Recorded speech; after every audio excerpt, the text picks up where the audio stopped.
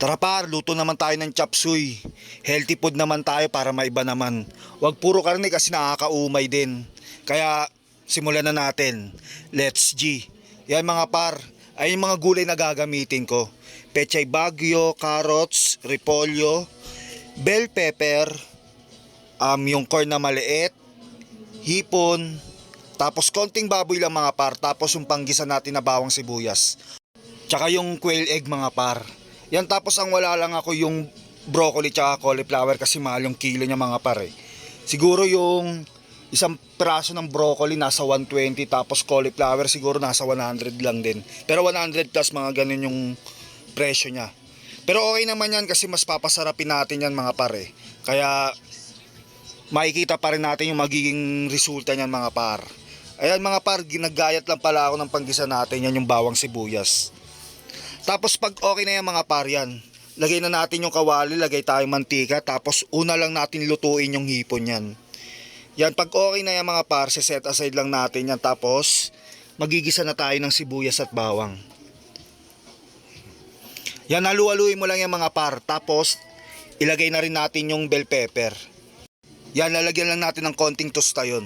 Tapos pag okay na yung mga par, lalagyan na natin yung pork natin. Yan, haluin mo lang siya mga par.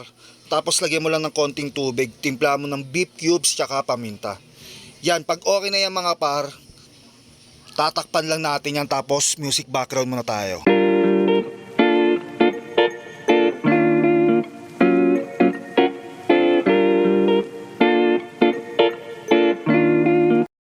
Kita nyo naman mga par, di ba? May pahalaman pa tayo. Yan mga par, pag okay na yan, yan, lalagay na natin yung corn natin tsaka yung carrots.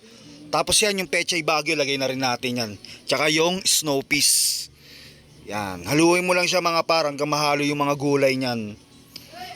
Tapos, lagyan na natin ng konting toyo yan mga par, pampakulay. Tsaka yung oyster sauce. Tsaka yung hipon na rin, yan.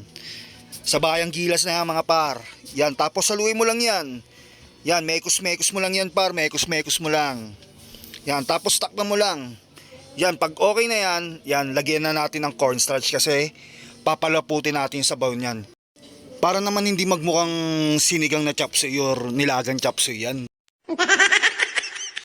Yan, tapos follow up na natin yung repolyo natin mga par. Yan, halu-haluin mo lang yan par, mekos-mekos lang par. Yan, tapos lagay na natin yung quail egg natin.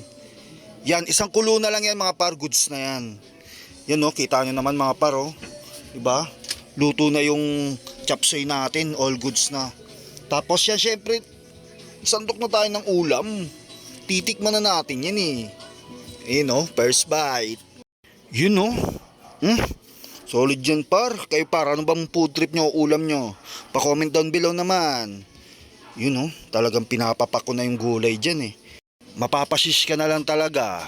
Sheesh! Mga par, kung di pa pala kayo nakapalo sa aking page, papalo, like, and share naman. God bless, ingat palagi. Peace.